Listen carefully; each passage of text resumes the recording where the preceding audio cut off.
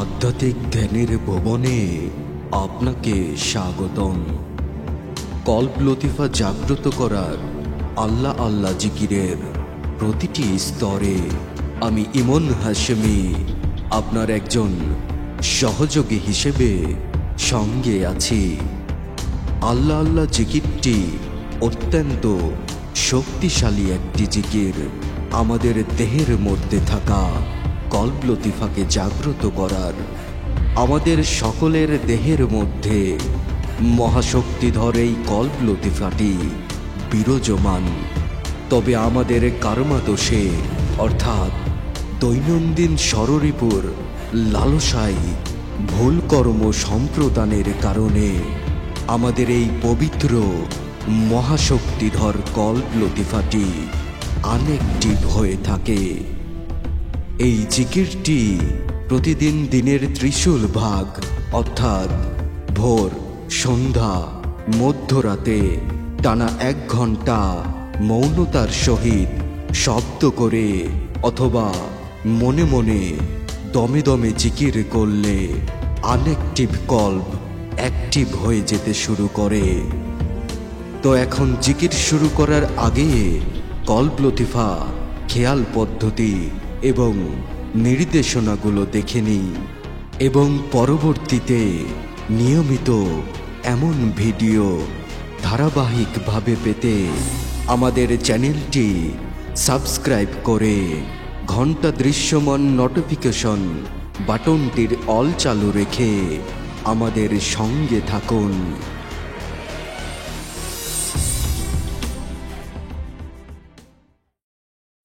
তো এই কল্পের এই জিকিরটা করার নিয়মটা হচ্ছে, আপনি যেরকমটা আপনার বসতে ইচ্ছা হবে, যেই আসনে বসতে ভালো লাগবে, যেহেতু 1 ঘন্টা টানা জিকির, সেহেতু আরামদায়ক আসনে আপনারা বসার চেষ্টা করবেন। এবার চলে আসি লতিফা, কল্প লতিফায় যে আমরা চিন্তা করব কেমন ভাবে জবটা করব, এটাতে চলে আসি। তো আমরা জানি, যদি না জানি তাহলে দেখে নিই, আমাদের এই বাম স্তনের 2 আঙ্গুল নিচে, বাম স্তন, এই বাম স্তনের বোটার 2 আঙ্গুল নিচে, এই যে এখানে, হ্যাঁ এই যে 2 এরকম, হ্যাঁ এখানে, এই জায়গাকে বলে হচ্ছে কল্প লতিফা, কিবা হৃদয়, আমাদের হার্ট, যেটাই বলি না কেন। তো এই জায়গাটা কল্পনা করে আমরা হচ্ছে কি জপ করব, জিকির করব আল্লাহ আল্লাহ। তো যখন আমরা জপ করব তখন হচ্ছে খেয়াল রাখতে হবে, আমরা সোজা হয়ে বসবো, কিংবা হচ্ছে হেলানা দিয়ে সোজা হয়ে বসবো, মেরুদণ্ড সোজা যেন থাকবে। যাই নামাজেও বসতে পারি, যেখানে ইচ্ছা ওখানে বসতে পারি, সমস্যা নাই। দিনে 3 বার, হ্যাঁ ত্রিশূল ভাগ অর্থাৎ হচ্ছে 3 বার, সকালে, সন্ধ্যায় আর রাত্রে, মধ্যরাত্রে। এই 3টা হচ্ছে সময়। তো আমরা যখন জপ করব তখন মনতার সহিত, হ্যাঁ যার মুর্শিদকে যারা চিন্তা করে, যার মুর্শিদের যে যদি কেউ যদি মুর্শিদ ভক্ত থাকে তাহলে মুর্শিদকে কল্পনা করে নিরিখটা ঠিক করে নেবেন। এই যে আমাদের এই জায়গায় নিরিখ কিংবা মাকামে মাহমুদা বলি আমরা, এই জায়গাটা থার্ড আই বলে, এই জায়গাটাতে ভালো মতো মনতা আনার পর এই জায়গাটাতে চিন্তা স্থিতিশীল করবেন। অর্থাৎ হচ্ছে জিকিরে হুট করে বসে যাবেন না, একটু স্থিতিশীল অবস্থায় যাওয়ার চেষ্টা করবেন, বিভিন্ন রকমের চিন্তা দূরে সরাই দেবেন, তারপরে হচ্ছে জিকির শুরু করবেন। অন্তত 2 থেকে 3 মিনিট মনতার সহিত বসে থাকার চেষ্টা করবেন, ভেতরে হচ্ছে আল্লাহি ভাব আনার চেষ্টা করবেন। তো যারা হচ্ছে মুর্শিদের হচ্ছে, যারা গুরুর হচ্ছে মুরিদ আছেন, যারা শিষ্য আছে, তারা হচ্ছে তার মুর্শিদকে চিন্তা করে কল্পনা করবেন এই জায়গায়। আর যারা হচ্ছে যাদের মুর্শিদ নেই তারা চিন্তা করবেন আল্লাহ আল্লাহ লিখাটা, এই জায়গায় চিন্তা করবেন যে এই জায়গায় আল্লাহ লিখাটা তৈরি হয়েছে। দিয়ে জিকির যখন করবেন তখন জিকিরটা হবে এরকম, অ্যাঙ্গেলটা এভাবে দেখবেন যে বাম দিকে একটু ঘুরে থাকবে, তখন আল্লাহ আল্লাহ এভাবে জিকির হবে। তো এরকমটা জিকিরটা হবে এরকম, আল্লাহ আল্লাহ আল্লাহ আল্লাহ আল্লাহ আল্লাহ আল্লাহ আল্লাহ। এইখানে আল্লাহ কল্পনা হচ্ছে, এখানে এসে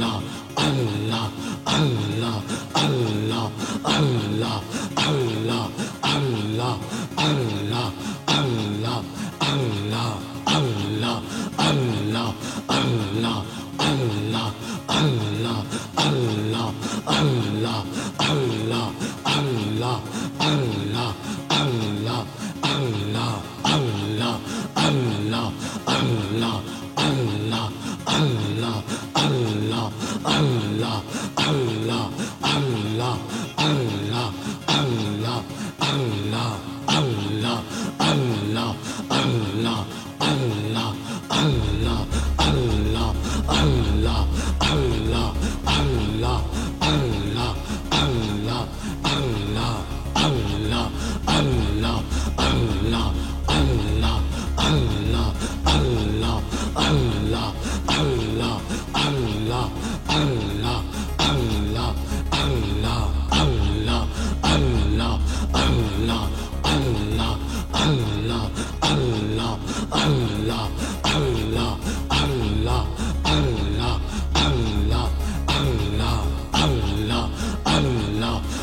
Allah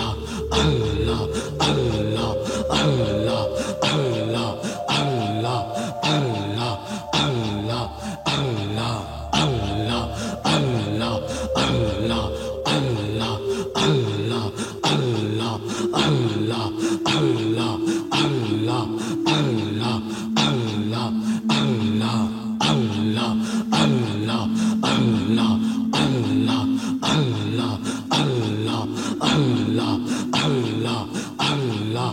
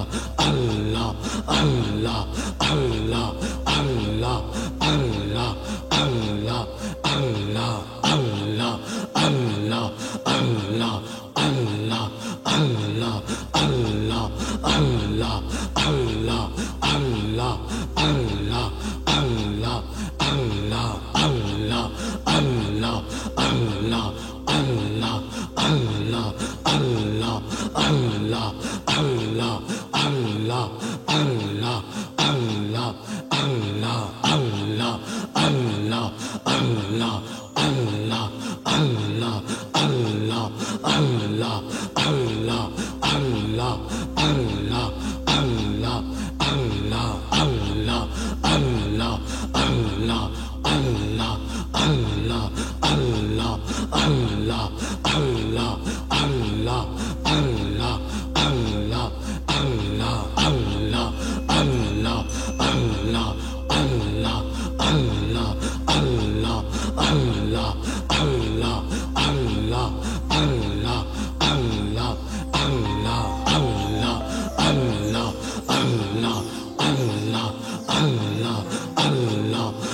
Allah